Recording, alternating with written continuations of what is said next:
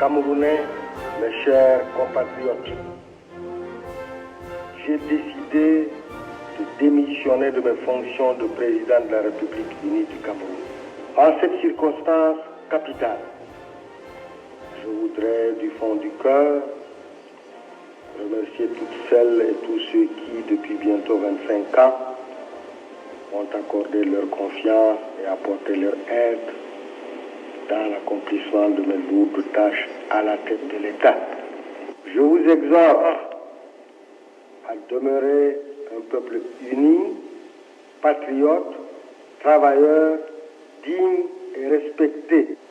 Vive le Cameroun. Cette démission subite en apparence du président Amadou Ahidjo du Cameroun, qui après près de 25 ans de gouvernement sans partage, part sans contrainte, suscite bien sûr dans un premier temps la peur dans l'ensemble du territoire.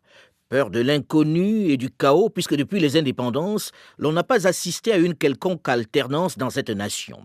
Et l'omniprésence de celui qui cède volontairement sa place est telle que son image semble liée au sort du Cameroun qu'il a dirigé d'une main de maître depuis une vingtaine d'années. Et dans ce pays où plane l'ombre d'un tribalisme longtemps entretenu, d'abord par les colons, puis par les politiques qui s'en servent pour diviser et se faire soutenir par leur région, beaucoup redoutent de voir imploser la fragile unité nationale construite par Amadou Ahidjo. Surtout que celui qui prend les rênes du Cameroun, le successeur constitutionnel choisi par lui, Paul Biya, qui a été tour à tour secrétaire général de la présidence et Premier ministre, est peu ou mal connu par ses concitoyens. Jusque-là, il ne jouissait pas d'un grand pouvoir et n'était l'élu d'aucune région.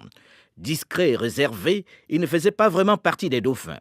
Pourtant, le 6 novembre 1982, le président Amadou Ahidjo quitte définitivement le palais présidentiel flambant neuf des Toudis dans les hauteurs de Yaoundé pour céder la place à celui qu'il a contribué à hisser au fil des ans dans les sphères hermétiques du pouvoir. C'est avec tous les honneurs qu'Amadou Ahidjo, qui a gardé la présidence du parti unique, se retire devant des collaborateurs quelque peu désorientés et partagés.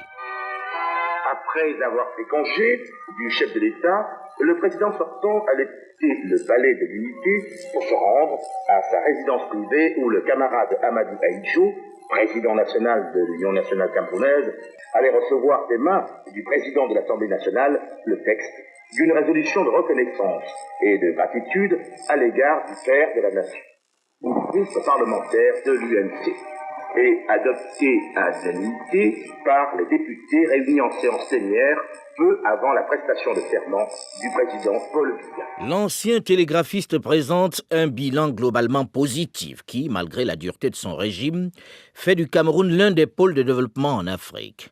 Avec une agriculture qui assure non seulement son autosuffisance alimentaire, mais qui approvisionne également quelques nations voisines comme la Centrafrique, la Guinée équatoriale, le Tchad, le Gabon et une partie du Congo.